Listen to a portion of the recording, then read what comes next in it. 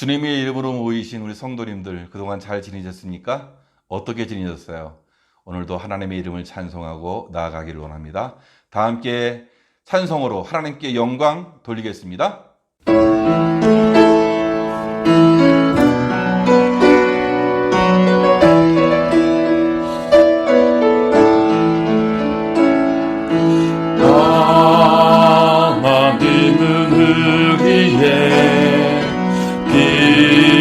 피난처가 되시며 환난 중에 우리의 힘과 도움이시라. 하나님은 우리의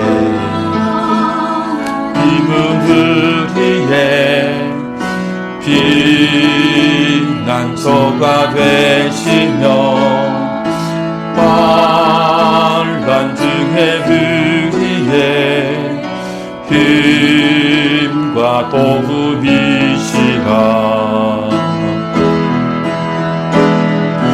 너희는 가만히 있어 주가 하나님께 말지어다. 열방과 세계 가운데 주의 높임을 받으리라. 사랑합니다 내 아버지, 사랑합니다 내 아버지, 찬양합니다 내 온 마음 다하여 선포합니다 예수 그리스도. 주가 오심을 기다리며 나는 빛내 주의 능력으로 내 삶 새롭게 되리. 나는 빛내 주의 능력으로 담대히 나가리라. 주와 함께 싸워 승리하리라. 날마다 믿음으로 나 살아가리. 내게 허락하신 시련을 통해 나의 믿음 더욱 강하게 자라나고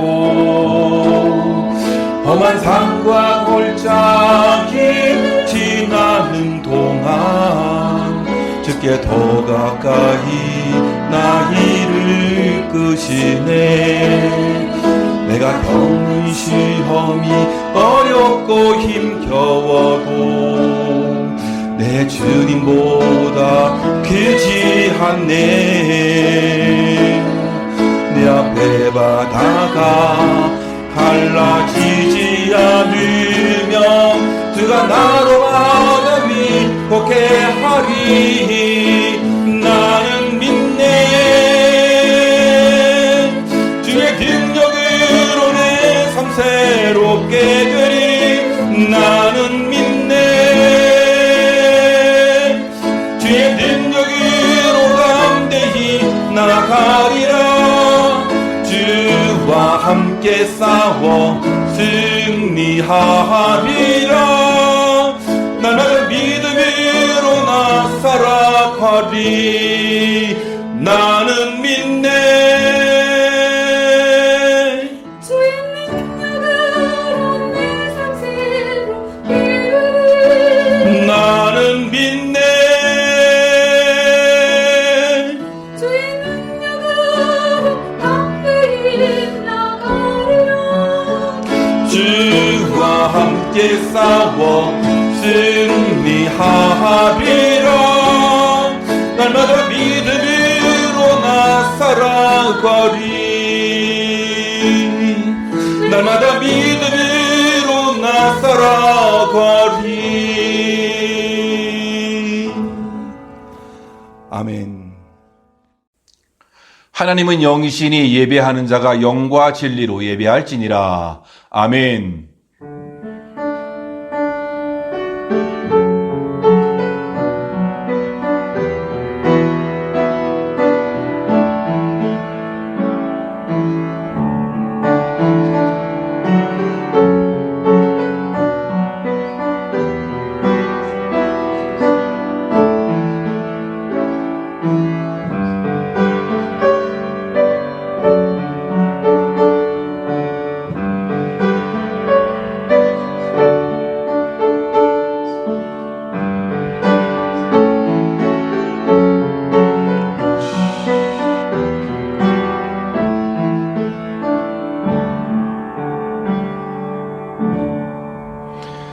나의 영혼이 잠잠히 하나님만 바라며 나의 구원이 그에게서 나오는도다. 오직 그만이 나의 반석이시요 나의 구원이시요 나의 요새이시니 내가 크게 흔들리지 아니하리로다. 아멘. 우리를 사랑하시는 하나님, 예배의 자리로 부르시고 신령한 은혜를 주시니 감사합니다. 오늘 이 자리, 각자의 처소가 예배의 자리가 되게 하시니 감사합니다. 찬양하는 입술, 말씀을 듣는 귀, 성전을 사모하는 마음에 복이 되게 하여 주옵소서. 예수님의 오심을 기다리는 경건하게 살기를 원하는 마음을 받아주시고 오늘 예배드림으로 하늘로부터 오는 평화를 누리게 하여 주옵소서. 가족과 교회가 더 그리워지는 이때에 사람을 통해서 오는 복을 누리게 하옵시고 객지에서 외국에 나가 있는 우리 성도님들 기억하시고 함께해 주옵소서. 하나님의 평안의 소식을 서로 주고받게 하여 주시옵고 힘들고 어렵고 고통 중에 있는 성도들을 돌보아 주시고 회복의 기쁨으로 만나게 하여 주옵소서. 예배를 통하여 말씀을 통하여 기도를 통하여 우리를 새롭게 하여 주옵소서. 오늘도 생명의 말씀으로 소망의 말씀으로 능력의 말씀으로 치료와 회복의 말씀이 우리에게 되게 하여 주옵소서. 이 귀한 시간 악한 막이 틈타지 않도록 성령께서 주장하여 주실 줄 믿고 존귀하신 예수님의 이름으로 기도하옵나이다. 아멘. 사도신경으로 우리의 신앙을 고백하겠습니다. 전능하사 천지를 만드신 하나님 아버지를 내가 믿사오며 그 외아들 우리 주 예수 그리스도를 믿사오니 이는 성령으로 잉태하사 동정녀 마리아에게 나시고 본디오 빌라도에게 고난을 받으사 십자가에 못 박혀 죽으시고 장사한 지 사흘 만에 죽은 자 가운데서 다시 살아나시며 하늘에 오르사 전능하신 하나님 우편에 앉아 계시다가 저리로서 산자와 죽은 자를 심판하러 오시리라. 성령을 믿사오며 거룩한 공회와 성도가 서로 교통하는 것과 죄를 사하여 주시는 것과 몸이 다시 사는 것과 영원히 사는 것을 믿사옵나이다. 아멘. 다 같이 찬송가 390장입니다. 390장 찬송하겠습니다.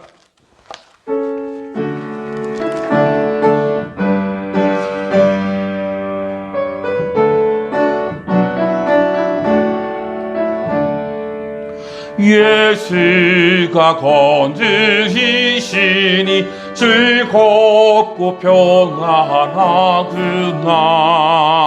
주야의 자고 깨는 것 예수가 건드리시니 주날 항상 돌보시고 날 친히 거느리시네. 주날 항상 돌보시고 날 친히 거느리시네. 때때로 괴로움 당하면 때때로 기쁨 드리네. 풍파 중에 지키시고 평안히 인도하시네. 주날 항상 돌보시고 날 친히 거느리시네. 주날 항상 돌보시고 날 친히 거느리시네. 내 주의 손을 붙잡고 정극에 올라가겠네. 괴로우나 즐거우나 예수가 거느리시네. 주날 항상 돌보시고 날 친히 거느리시네. 주날 항상 돌보시고 날 친히 거느리시네.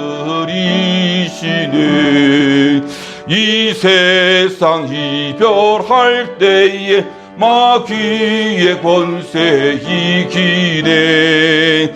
정극에 가는 그 길도 예수가 거느리시네. 날 항상 돌보시고 날 친히 거느리시네. 날 항상 돌보시고 날 친히 거느리시네.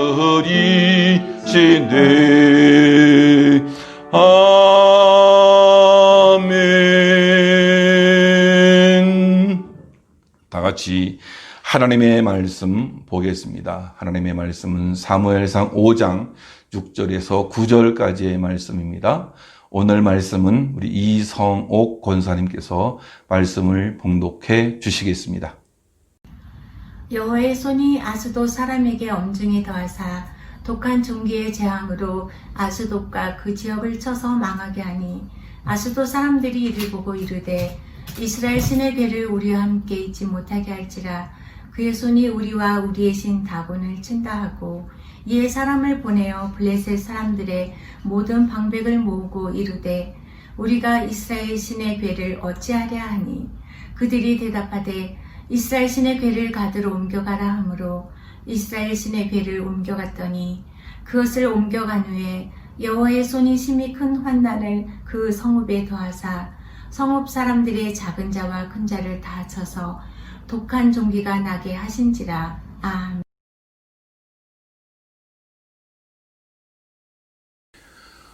오늘도 각 가정에서 예배드리시는 우리 성도님들 주의 이름으로 축복하고 환영합니다.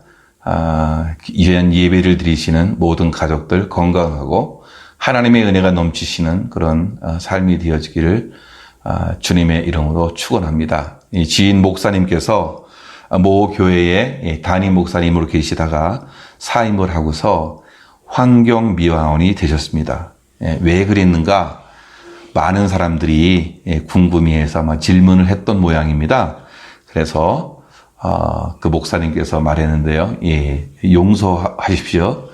쪽팔려다, 쪽팔려서, 쪽팔려가지고 이 환경미화원이 됐다고 그렇게 이야기하는 것을 들었습니다.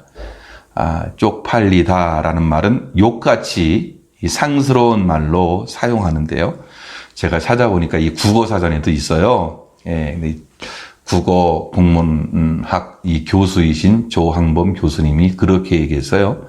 쪽은 얼굴을 가리키는 속된 말이다 라고 하면서 팔리다는 얼굴이나 이름이 널리 알려지다라는 뜻이다. 그러므로 쪽이 팔리다는 얼굴이 알려지다로 해석이 된다. 그리하여 쪽이 팔리다에 부끄러운 체면이 깎이다라는 의미가 생겨난 것이다라고 설명을 한 것을 보았습니다. 그 목사님이 그렇게 상스럽게 말을 하면서 표현했던 것은 부끄럽고 창피해서 그렇게 말씀했던 것입니다. 부끄러워서 목사 못하겠다. 그만두고 환경미화원이 됐어요. 근데 지금은 또 개척을 하셔서 지금 계시는데요. 요즘 이 환경미화원도 아무나 될 수 없는 그러한 직책이 아니겠습니까? 그렇지만 환경미화원 그러면 삶의 최저층에 있는 그러한 이 사람들을 일컫는 경우도 많이 있는 것을 봅니다. 왜 창피한가? 과연 이게 교회의 모습인가? 이게 목사의 모습인가? 이게 성도의 모습인가? 라는 생각을 갖게 했고 그런 마음이 스스로 부끄러움을 갖게 하는 일이 되어서 담임 목사직을 사임을 하고 그리고서 그분이 환경미화원이 됐던 것을 우리가 그분을 통해서 알게 되었는데요. 이스라엘 백성들이 언약궤를 빼앗겼습니다. 사실은 하나님의 백성으로서 엄청나게 부끄러운 모습이죠. 창피한 일입니다.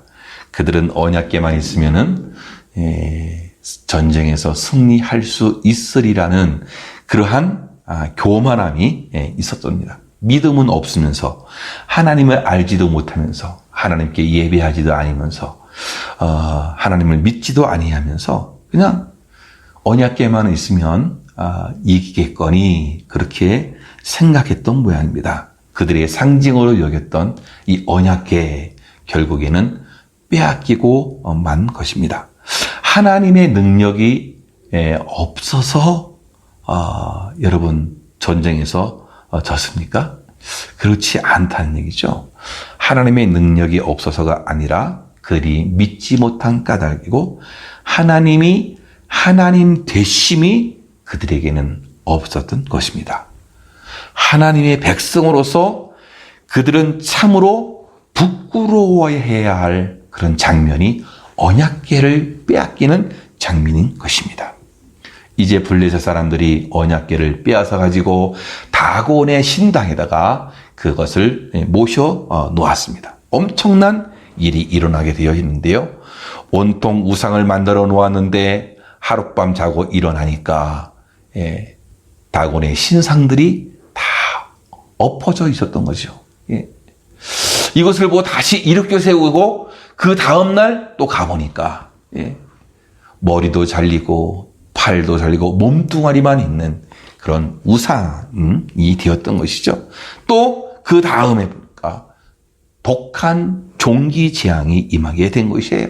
그래서 아스도스에서 이제 가드로 옮겨지고 가드에서 또 에그를로 옮겨지고 그렇게 해서 결국에는 이스라엘로 다시금 이 언약궤가 돌아오게 되어지는 그런 일이 일어나게 된 것인데요. 오늘 말씀에서 언약궤를 빼앗긴 것은 하나님의 능력이 없어서가 아니라는 사실을 우리에게 말해주고 있는 것이고 오늘의 이 스토리에 블레셋의 다곤의 신당에서 일어난 블레셋 사람들 가운데서 일어났던 이 재앙 그것들을 보면 하나님이 하나님 되신다라는 사실들을 우리가 깨닫게 된다는 것이에요. 우리가 알아야 할 것은 성경은 하나님을 하나님으로 믿게 하는 증거의 책이다라는 것이에요. 그러니까 이 성경을 읽으면서 하나님을 발견해야 되는 것이고 하나님을 하나님으로 믿을 수 있어야 된다라는 것이에요. 그래서 하나님께서는 자신을 계시하는 거죠. 자기를 밝히 드러내어 알려주는 것이죠. 그것이 계시예요. 그래서 내가 누구인지를 하나님은 스스로 막 설명해주고 하나님의 백성들로 하여금 하나님을 경험해서 그분을 알도록 해주신 거예요. 그래서 성경에서 소개하는 이 믿음의 레전드들이 있잖아요. 그분들을 보면 자신이 경험한 하나님을 소개하고 있는 것이에요. 거기에는 다양한 하나님들의 이름들이 막 나오잖아요. 일컬어서 또 아브라함이 자기 이삭을 하나님께 제물로 드리다가 하나님께서 미리 준비해 주신 그 어린 양을 보고서 하나님은 여호와 이레다 미리 준비해 주시는 그 하나님을 경험하고 하나님께 예배했던 것을 우리가 성경을 통해서 발견할 수 있게 되는 거죠. 뿐만 아니라 우리들이 알 수 있는 모세와 아론과 훌이 경험했던 하나님, 그렇죠? 그들이 놀라운 역사를 일으켰잖아요. 여호와 니시, 하나님은 우리의 깃발이 되신다라는 그 이름을 어떻게 했습니까? 하나님께 손을 들고 기도할 때에 그들이 이기고 손이 내리면 지게 되고 그러한 경험 속에서 전쟁에서 승리했단 말이죠. 그래서 아말렉을 그들이 쳐서 이기게 되어지는데요. 거기에서 여호와 니시라는 하나님의 이름이 나오게 된 자신이 경험했던 그 하나님을 이야기한 뿐만 아니라 이 사라의 그 몸종이었던 하갈도 하나님을 경험하잖아요. 그가 너무 이 시달림을 받다가 이 집에서 쫓겨 나와가지고 어떻게 했습니까? 뭐 광야를 헤매고 다니고 있었는데 하나님께서 자기를 보살핀다는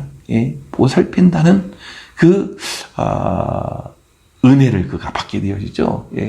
그래서 이 하갈은 감찰하시는 하나님, 나를 돌보시고 보살피는 그 하나님의 이름을 그가 고백했던 것을 우리가 알게 되어집니다.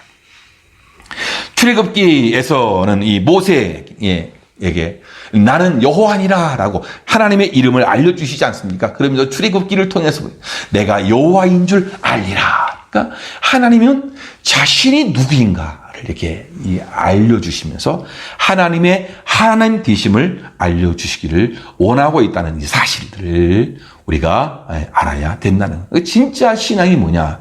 하나님을 하나님으로 아는 것이 진짜 신앙이에요. 이것이 진정한 복이 되어지는 거예요. 정작 그러나 이 이스라엘은 하나님을 잘 알지 못했다라는 거예요.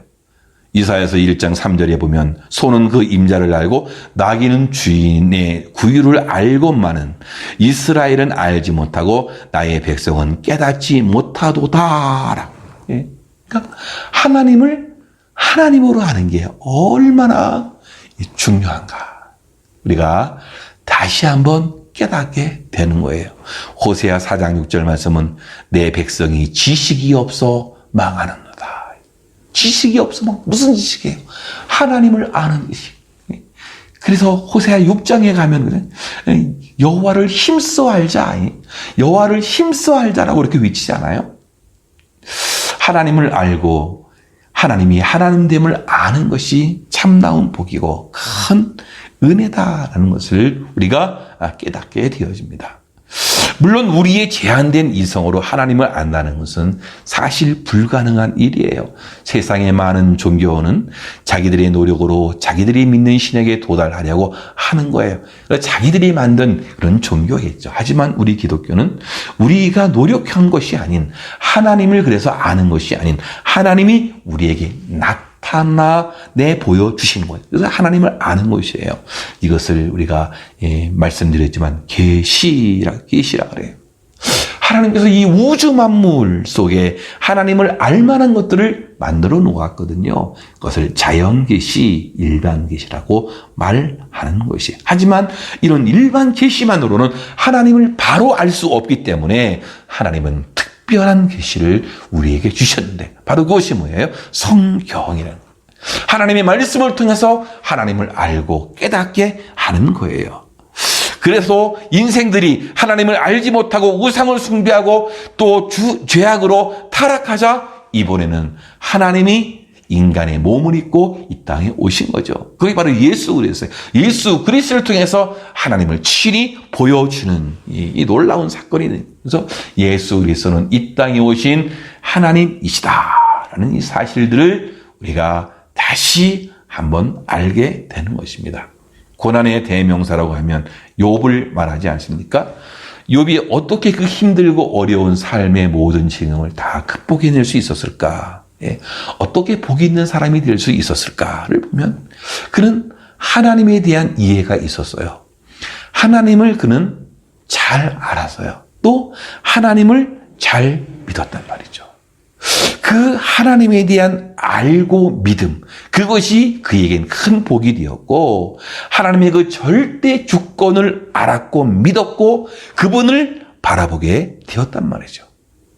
그는 다른 사람들보다도 이 하나님을 잘 알았던 거죠. 그래 나중에 그렇게 고백하지 않아요? 제가 귀로만 들었었더니 이제는 눈으로 봅니다.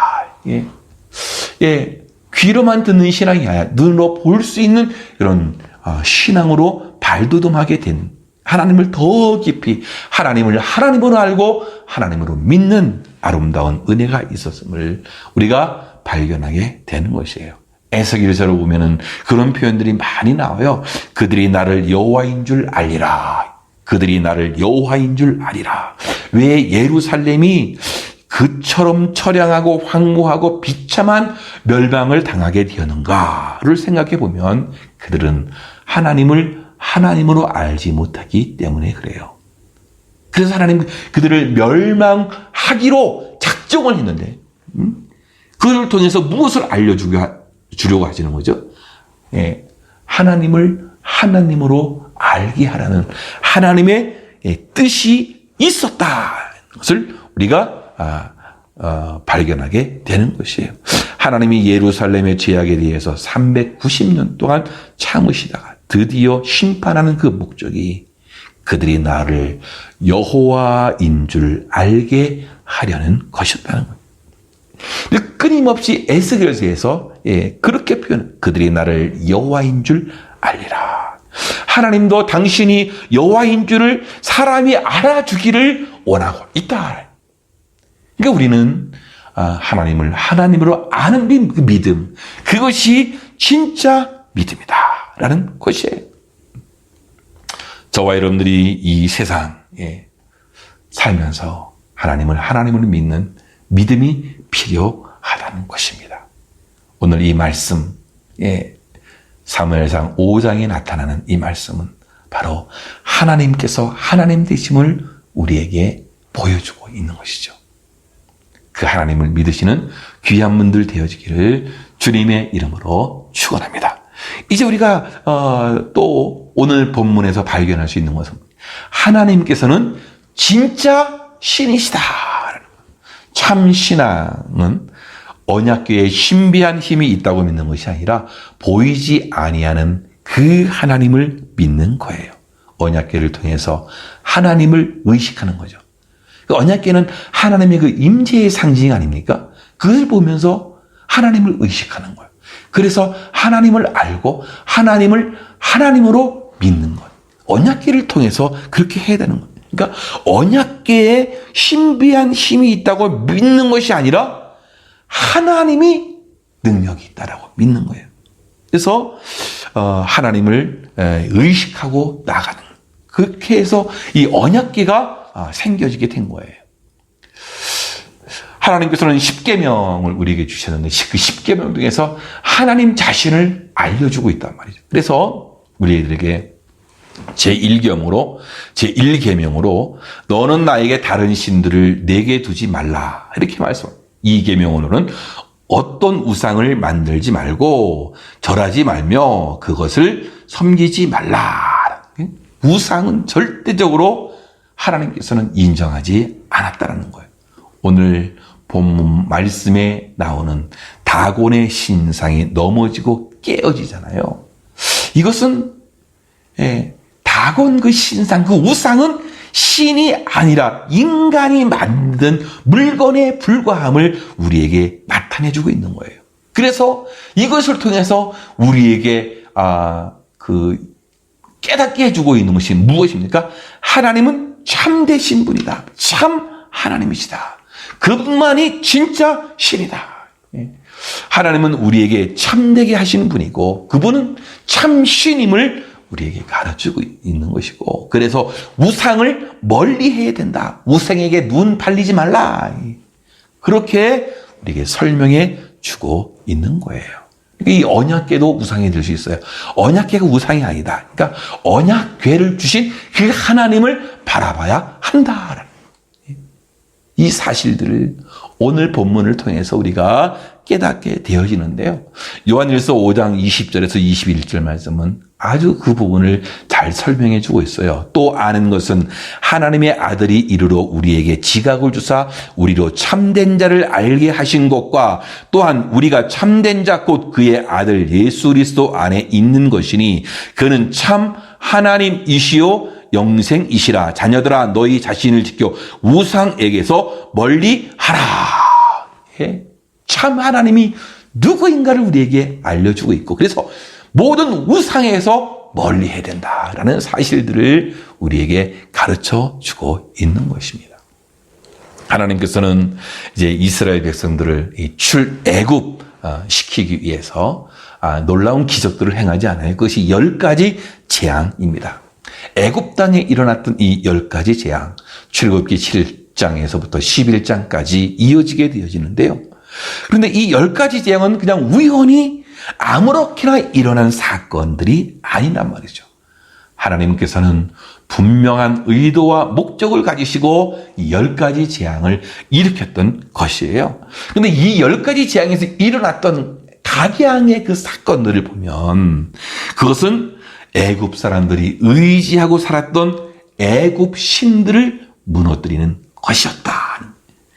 모든 사건마다 다 연관이 되어 있어요. 애굽의 신들하고 우상들하고 연관이 되어 있어. 그것을 그 재앙을 통해서 그 신들은 아무것도 아니다. 참 신은 오로지 하나님이시다라는 것을 가르쳐 주고 있는 거예요. 그래서 애굽에 있는 거짓 신들을 하나님은 10가지 재앙을 통해서 깨뜨리시고 무너뜨리는 것을 우리가 발견하게 된다라는 것이에요. 그래서 하나님께서는 이 신들을 하나하나씩 내리치시면서 그 정체를 밝히시는데 그것은 가짜다. 모두 가짜다. 생명도 없고 능력도 없다. 모두 다 거짓으로 위장된 가짜다. 내가 진짜다. 참 하나님, 창조주는 바로 하나님이시다. 예. 그래서 내가 여호와인 줄 알리라. 예, 하나님을 드러내 보여주시는 것이죠. 하나님만이 참 신임을 우리에게 가르쳐주고 있는 거예요. 오늘 말씀에서도 이 독종의 재앙이 나오지 않습니까? 예, 출애굽하면서 6번째 재앙이 이 독종의 재앙이었습니다. 이 독종이 애굽 사람들과 짐승들에게 덮쳤어요. 심지어 애굽의 그 술객들 이름 점치는 사람들, 뭐 그런 사람들 불렀어요. 그 술객들도 그 독종으로 막 죽어가게 된 거예요. 그러니까 원래 이 애굽의 술객들은 치료자들이었거든요. 막 점쳐서 치료를 해주고 하는 그런 사람들이었는데 오히려 죽어가고 있는 거예요. 그러니까 애굽 사람들은 술객들과 함께 이 세크멘트라는 이 치유의 신을 믿고 있었단 말이죠. 예. 그런데 하나님의 심판이 임하자 치료자 이 술객들도 죽고 독종에 병들어서 죽게 되었다는 것이에요. 애굽 사람들이 그렇게 믿었던 신들이 아무것도 아니다. 예. 그런 사실들을 가르쳐주고 있는 것인데요. 예. 우리가 이 애굽 땅에 내리신 이 10가지의 그 재앙이 분명한 목적이 있었다. 예. 출애굽기 9장 6절에 보면 그 목적을 이렇게 말씀해요. 내가 너를 세웠음은 나의 능력을 내게 보이고 내 이름이 온 천하에 전파되게 하려 하였음이니라. 이 10가지 재앙을 통해서 온 땅의 주인이며 유일하신 하나님 여호와이심을 우리에게 드러내가지고 우상은 아무것도 아니다. 이 어리석은 바로왕은 자기의 힘만 믿고 권력만 믿고 하나님의 그 주도권을 인정하지 아니라고 그렇게 했던 거죠. 애굽 사람들도 헛된 우상을 붙들고 살았단 말이죠. 그들은 속은 거예요. 우상은 신이 아니에요. 우상은 하나님이 아니란 말이에요.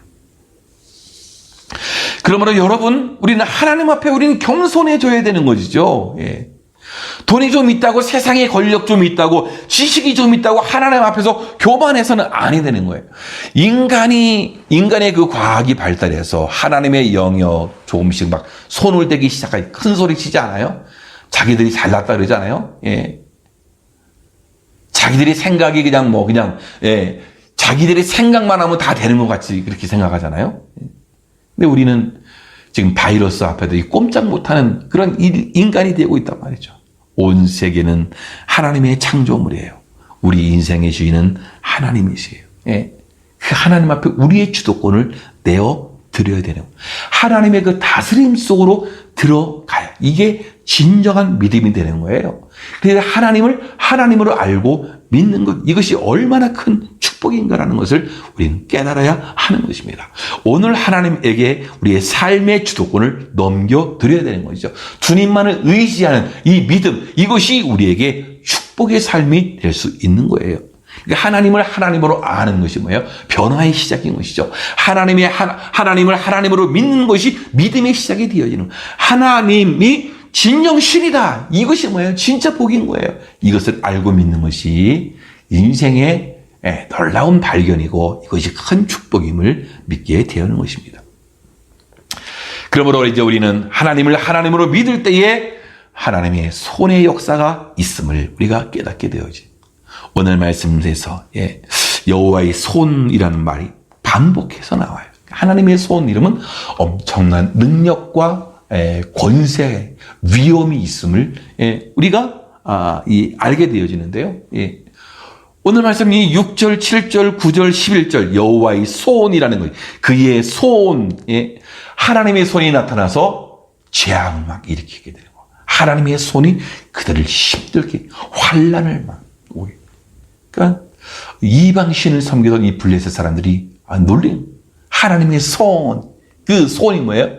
능력을 상징해주고 있다라는 것인데, 그런데 오늘 본문에 그 손이 또 나와요. 다른 손이 나오는데 그 손이 뭐냐? 그러니까 이 다곤 신상에 대한 거예요. 4절 말씀에 그 이튿날 아침에 그들이 일찍이 일어나 본즉 다곤이 여호와의 궤 앞에서 엎드러져 그 얼굴이 땅에 닿았고 그 머리와 두 손목은 끊어져. 두 손목, 손이 잘려져 나간 뭐예요? 능력이 상실돼 무능력하다.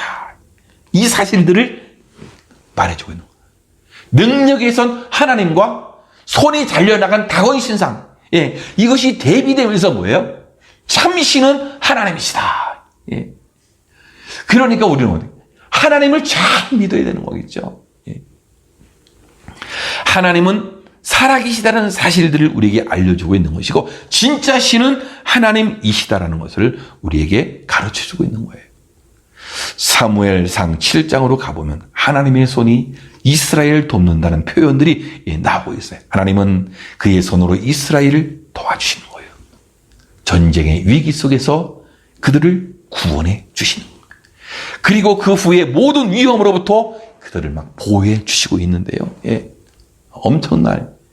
그래서 그들이 그곳 이름 기념탑을 세우지 않아요? 그것을 에벤에셀, 에벤에셀의 은혜가 이스라엘에게 임하게 된 것이란 말이죠. 사무엘상 7장 이 본문에 보면 이스라엘이 하나님의 손길로 블레셋의 위험에서 구원을 받게 되어진 이 놀라운 사건을 발견하게 되어지는 이스라엘이 그 전에는 출애굽을 통해서 하나님의 손길로 애굽의 그 압제에서 출애굽함으로 구원을 받지 않았습니까? 출애굽기 15장 6절에 그들이 하나님을 찬양하는데 그렇게 찬양해요. 여호와여 주의 오른손이 권능으로 영광을 나타내시니이다. 여호와여 주의 오른손이 원수를 부수시니이다. 하나님의 손이, 하나님의 오른손의 그 권능으로.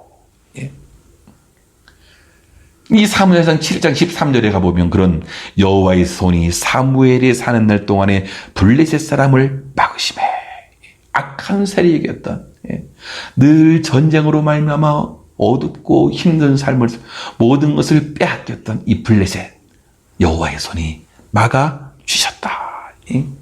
하나님은 우리를 세상의 모든 위험에서부터 보호하십니다. 성경은 그 보호하심을 가리켜 하나님의 손이 우리를 붙들어 주신다고 묘사하고 있는 거예요. 여러분들이 잘 알고 계시는 이사야서 41장 10절 말씀에 두려워 말라 내가 너와 함께함이라 놀라지 말라 나는 네 하나님이 됨이라 내가 너를 굳세게 하리라 참으로 너를 도와주리라 참으로 나의 의로운 오른손으로 너를 붙들리라. 하나님의 그 오른손이 능력 있는 손길이다라는 이 사실들을 가르쳐주고 있어요. 다윗은 보호하시는 하나님의 손길을 그렇게 표현했는데요. 시편 37편 24절에 저는 넘어지나 아주 엎드러지지 아니함은 여호와께서 손으로 붙드심이로다. 하나님의 손이 붙들어 주시기 때문에 넘어지더라도 아주 넘어지지 않는다. 이것을 다윗이 믿음으로 고백하고 있는 거예요. 옛날 그 어린 시절을 생각해 보면 밤새 이렇게 제가 열이 나고 그러면 어머님이 손으로 이마를 막 이렇게 짚어주고, 짚어주고. 그러면 뭐 열이 내리는 거예요. 그리고 배가 아파가지고 막 앞에 아파할 때 어머님이 배를 이렇게 쓰다듬어 주시지 않았습니까? 이렇게. 어머니의 손은 옛날에 약손이었던 것 같아요. 이 하나님의 손은 더 큰 약손이, 우리 주님의 손은 더 큰 능력의 손이 되어지는. 사랑하는 성도 여러분, 그렇습니다. 어떻게 해야 하나님의 손길의 도움을 받을 수 있겠습니까? 이스라엘 백성들이 사무엘상 7장에 가보니 사무엘과 함께 에베네셀의 은혜를 받지 않아요? 그때 그들이 받았던 그 은혜는 뭐예요? 하나님을 하나님 되게 하는 거예요. 그분께 온전히 예배하고 그분께 나아가 회개하고 금식하고 기도하고 그들은 손 한 번 안 쓰고서 블레셋 사람들을 물리쳐 이기게 되어서 그곳 이름을 에벤 에셀이라고 이름을 정하게 된 것입니다. 사랑하는 성도 여러분, 그렇습니다. 하나님으로 믿을 때에 하나님의 손의 역사, 그 능력의 역사가 우리 삶 가운데 있게 되어지는 거예요. 그래서 이사야서 41장 10절 말씀이 마지막에 참으로 나의 의로운 오른손으로 너를 붙들리라 그랬다면서요. 근데 이사야서 41장 13절에 보면요. 그래, 이는 나 여호와 내 하나님이 내 오른손을 붙들고 내게 이르기를 두려워하지 말라, 내가 너를 도우리라 하실 것임이니라, 이렇게 말씀하고 있어요. 너의 손을 붙들고 내가 너를 도와주겠다고 말씀해주고 있다라는 것이에요. 여러분들 무엇에 붙들려 있습니까? 하나님의 손에 붙들려 있기를 바라겠습니다. 하나님의 손에 붙들려 있어야 돼요. 잘못된 사상과 이념에 붙들려서 허송 세월을 보내는 사람들이 있어요. 자기의 인생을 불태운다고 그렇게 얘기하지만 인생을 잘못된 길로 가는 사람들이 이 세상에 많이 있다라는 거예요. 하나님의 말씀에 대해서 안다고 하지만 하나님을 하나님으로 믿지 아니하고 하나님으로 믿지 않는 참 불쌍한 인생이 되어지는 거예요. 저와 여러분들은 하나님을 하나님으로 믿고서 하나님의 손에 붙들린 인생이 되어야 할 줄로 믿습니다. 여러분이 잘 아시는 이 오프라 윈프리라는 사람, 미국 사회에 참 가장 영향력 있는 사람 중에 이 한 사람이 아니겠습니까? 근데 이 사람이 1954년도 이 미시시피주 흑인 빈민가에서 사생아로 태어나게 됩니다. 안타깝게도 14살 때에 강간을 당해 미혼모가 되었단 말이죠. 청소년 시기에 마약을 복용하고 감옥을 막 드나들었던 그런 사람. 그런데 이 사람이 미국을 움직이는 가장 영향력 있는 사람들 중 100명 중에 1등을 한 적도 있단 말이죠.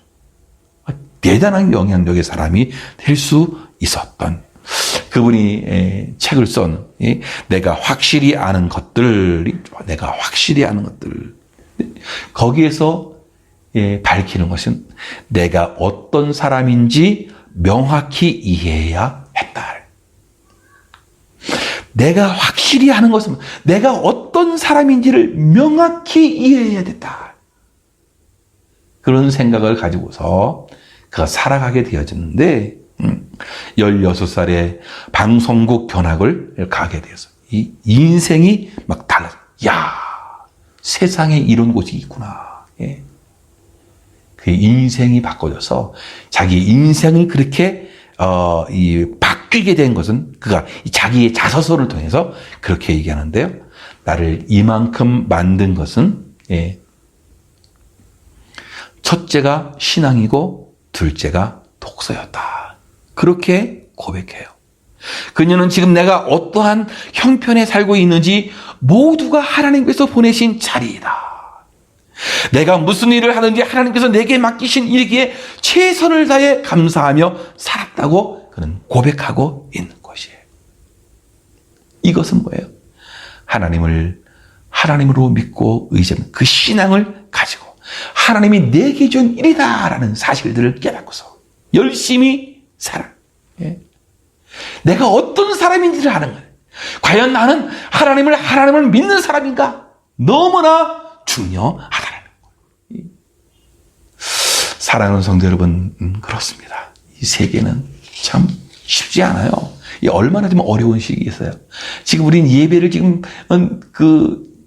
모여서 이 예배 드릴 수 없는 그런 형편 가운데 있지 않아요? 세상이 그렇게 되었어요. 그렇다면 여러분들 신앙이 변하면 안 돼요. 여러분 믿음을 굳건하게 지킬 줄 알아야 돼요. 우리가 하나님을 알고 믿는 것 얼마나 중요하겠어요.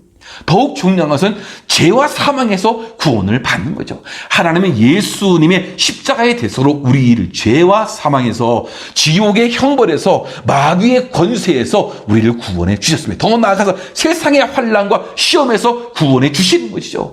예수님은 이러한 구원의 역사에 대해서 이렇게 말씀하고 있어요. 요한복음 10장 28절에서 29절 보면 내가 저희에게 영생을 주노니 영원히 멸망치 아니할 터이요 또 저희에게 내 손에서 빼앗을 자가 없느니라. 저희를 주신 내 아버지는 만유보다 크심에 아무도 아버지 손에서 빼앗을 수 없느니라.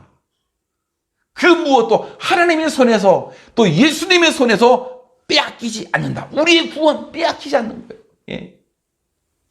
근데 예수님을 믿으셔야겠죠. 그분을 만나야겠죠. 하나님을 하나님으로 믿어야겠죠.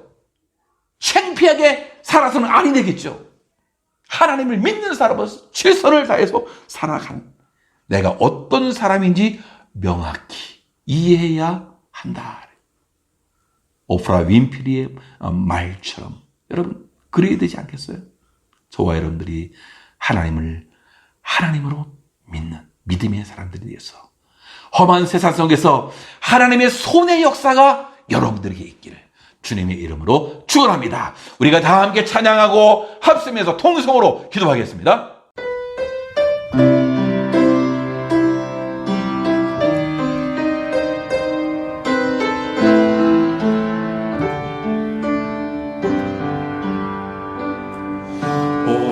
보라 너희는 두려워 말고 보라 너희를 인도한 나를 보라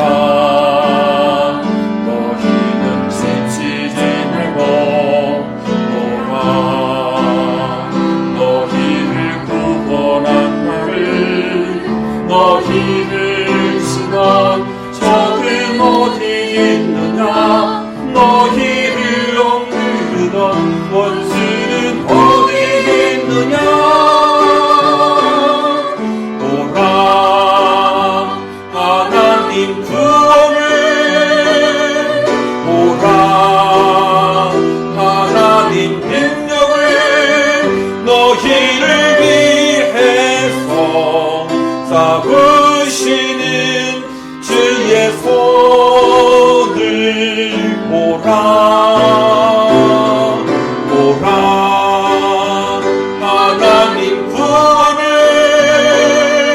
보라 하나님 능력을 너희를 위해서 쌓으시는 주의 손을 보라. 다 같이 합심해서 통성으로 기도하겠습니다. 하나님을 하나님으로 믿게 하옵소서. 하나님의 손의 능력이 우리의 삶에 임하게 하옵소서. 우리의 직장과 가정과 우리 인생에 하나님의 손의 능력이 필요합니다. 하나님 도와주옵소서. 치유와 회복을 허락해 주옵소서. 사업장과 학업을 하는 자녀들과 질병으로 고통받은 사람들과 상처받은 사람들과 인간관계 속에 하나님 치유와 회복을 주시옵소서. 광복 75주년을 맞이한 우리 조국 대한민국 또 이 멕시코 정치, 경제, 사회, 교육에 선하게 하나님 관여해 주셔서 하나님 이 어려운 시기 잘 국가가 견뎌낼 수 있도록 주님 도와주시옵소서. 합심해서 이렇게 통성으로 기도하겠습니다. 하나님 아버지 하나님의 은혜와 사랑을 감사합니다. 아버지 하나님이여 오늘도 귀한 말씀을 통해서 하나님의 하나님 되심을 우리가 바라보았사오니 우리가 믿음으로 말미암아 하나님을 하나님으로 믿고 아버지 나아가는 하나님의 사람들 될 수 있도록 우리 주님 도우시고 인도해 주시옵소서. 하나님 아버지 이제 하나님을 하나님으로 잘 믿는 가운데에 하나님의 손의 능력을 아버지 하나님 우리가 체험하기를 원합니다. 하나님 아버지 도와주시옵소서. 너희는 두려워 말고 너희를 인도한 나를 보라고 말씀해 주었사오니 하나님 아버지 도와주시옵소서. 하나님이 일으키실 구원을 보게 하여 주셨고 하나님의 능력을 보게 하여 주셨고 하나님의 그 능하신 손 우리를 위해서 대신 싸우시는 하나님의 손을 바라보는 믿음의 사람들 될 수 있도록 우리 주님 도우시고 인도하여 주시옵기를 간절히 빌고 기도합니다. 하나님 아버지, 이 세상 속에서 하나님의 능력이 우리 직장에 필요합니다. 하나님의 손의 능력이 가정에 필요합니다. 우리 인생 속에 하나님의 만져주심이 필요하오니 하나님 도우시고 인도해 주시옵소서. 하나님 아버지, 우리 인생의 치유와 회복을 허락해 주어서 사업 때문에 고통받는 이들, 아버지 학업 때문에 고민하는 우리 자녀들, 질병 때문에 힘들고 어려운 삶을 사는 분들, 마음의 상처 때문에 아버지 어려운 시간들을 보내는 사람들, 인간관계로 인해서 힘들고 어렵게 된 분들 치유와 회복을 허락해 주셔서 하나님의 놀라우신 은혜를 맛볼 수 있도록 우리 주님 도우시고 인도해 주시옵소서. 아버지, 강복 75년을 맞는 우리 조국 대한민국 지켜주시옵소서.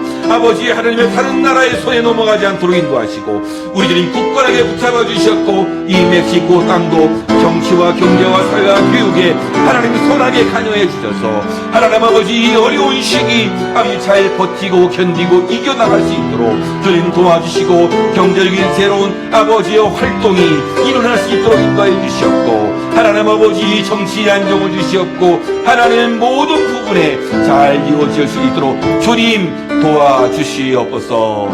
감사합니다. 예수님의 이름으로 기도하옵나이다. 아멘. 준비하신 예물을 하나님 앞에 드리겠습니다.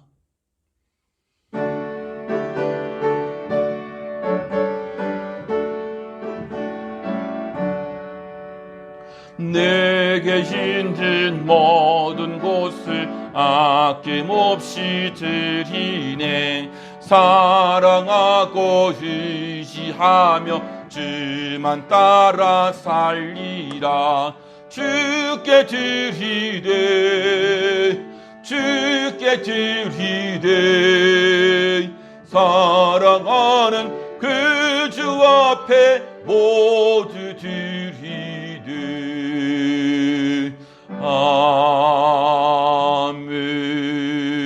아멘. 하나님, 여기에 모인 우리들 하나님의 크신 은총을 받은 사람임을 고백하며 예배합니다. 우리의 예배를 받으시고 찬양을 받으시옵고 지금 드리는 이 예물도 받아 주옵소서. 하나님, 우리로 하여금 변해가는 세상과 세대 속에서도 변하지 않는 믿음으로 든든히 설 힘을 우리에게 허락해 주옵소서. 세상 유혹과 게으름을 물리칠 용단을 주시옵소서.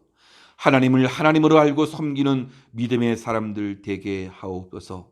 하나님의 손이 역사하시는 은혜를 이 땅에서 경험할 수 있도록 주님 축복해 주옵소서.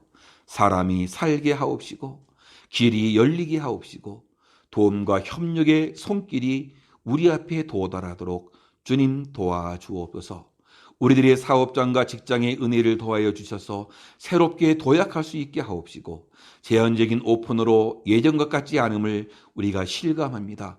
경제활동에 많은 제약이 있고 소비활동에도 주춤하기에 전체적으로 모든 것이 위축된 상황에서 우리에게 지혜를 주시고 새로운 안목을 또한 새로운 길이 열려지도록 주님이 도와주옵소서.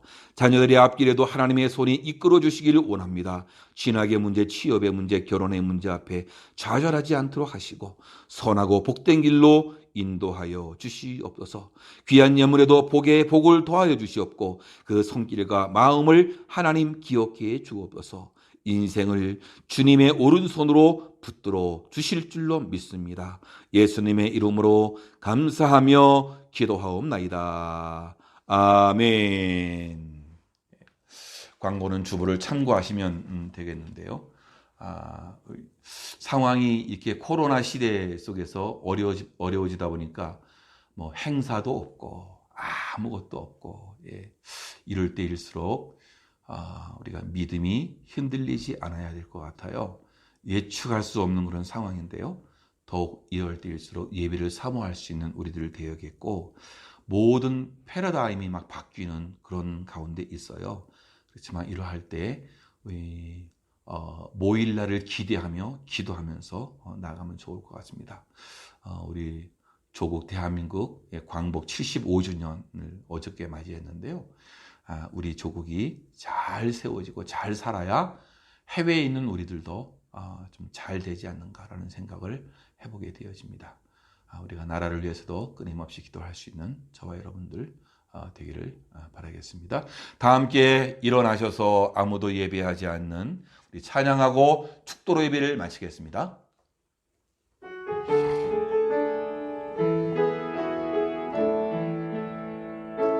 아무도 예배하지 않는 그곳에서 주를 예배하리라. 아무도 찬양하지 않는 그곳에서 나 주를 찬양하리라.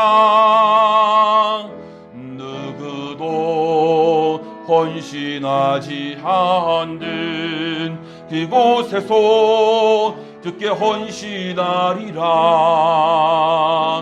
누구도 증거하지 않는 그곳에서 나 주를 증거하리라.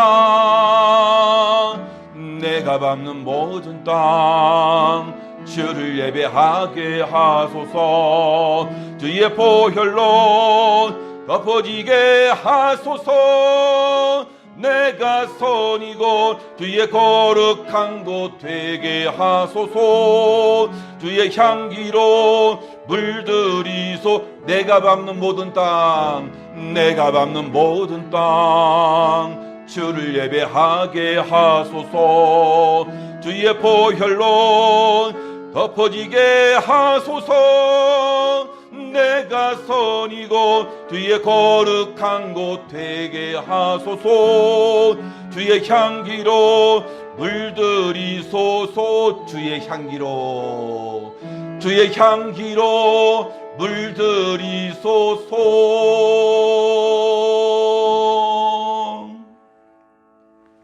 지금은 교회의 머리가 되신 우리 구주 예수 그리스도의 은혜와 우리 아버지 하나님의 지극하신 사랑과 성령님의 내주 교통하심이 오늘 하나님의 말씀을 듣고 하나님을 하나님으로 알고 믿고 섬기기를 간절히 소망하는 주님의 백성들 위에와 저들의 가정과 생업과 모든 자녀들 위에 지금으로부터 영원히 함께 있을지어다. 아멘.